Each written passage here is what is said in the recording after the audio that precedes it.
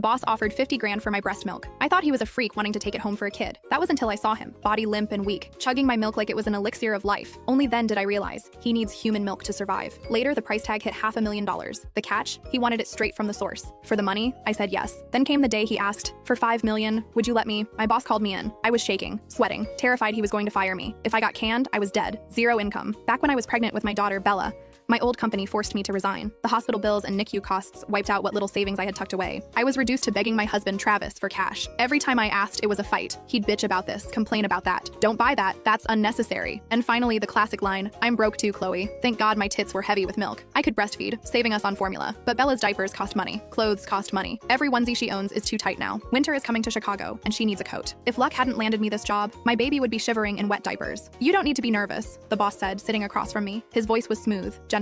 Mr. Sterling is 33 this year. He looks refined, scholarly, and harmless. The kind of guy you instinctively trust. I called you in for a personal matter. My shoulders dropped. I relaxed. Mr. Sterling gave me a slight smile. He's handsome, depressingly so. But what I envy more is the stench of old money on him. He's loaded. I wished I could be like him. God, I regret being so young and stupid, marrying Travis and popping out a kid before I knew how the world worked. Now my life is a misery, and my child is suffering for it. Are you currently lactating? I want to buy some of your breast milk. Is that okay? Rest assured, I will pay. I naturally assumed he had a kid at home, or maybe a friend's baby was starving and the mom ran dry. In our mommy groups, people ask for donor milk sometimes. Usually nobody charges for it. If you're leaking, you donate. So I said, Mr. Sterling, if you need it, you don't have to pay. Bella can't finish it all anyway. I usually just dump the extra down the sink. Mr. Sterling shook his head quickly. No, I don't like owing favors. Plus, I need a strict daily supply. If I don't pay you, I can't enforce my demands. Demands? Okay. If money wasn't involved, demands would be rude. But with cash on the table, that changes things. I nodded. All right, but you don't need to pay too much. Just a token amount. Kissing the boss's ass seemed like a good insurance policy against getting fired. Mr. Sterling added me on Venmo and instantly zapped me $50,000. Holy shit. I stared at him in shock. That's way too much. He stopped me from protesting. Don't refuse. I have a lot of requirements. You've passed your medical checks, so I know your milk is clean. Also, I have some intrusive requests, which is why the price is so high. Looking at that $50K, my heart ached. My bank account currently had $80 in it. I skipped lunch daily, surviving on the free crackers and stale coffee in the break room just to save pennies. I was dirt poor. Because I was poor, Travis and his monster of a mother, Mrs. Higgins, treated me like garbage, and I couldn't dare divorce him. If I divorced him, they'd fight for custody. With no money, I'd lose Bella. Even if I won, I couldn't afford childcare,